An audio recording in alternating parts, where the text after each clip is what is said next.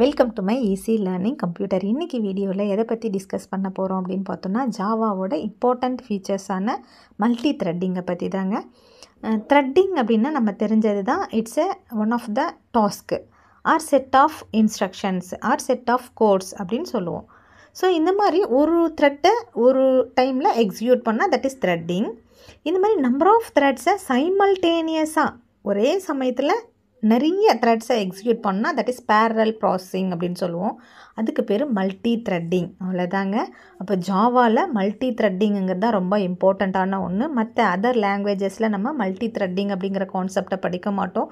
But ஜாவாவில் multi த்ரெட்டிங்கை படிக்க போகிறோம். Compare தென் C++ல் நம்ம மல்டி த்ரெட்டிங்கை படிக்கலை.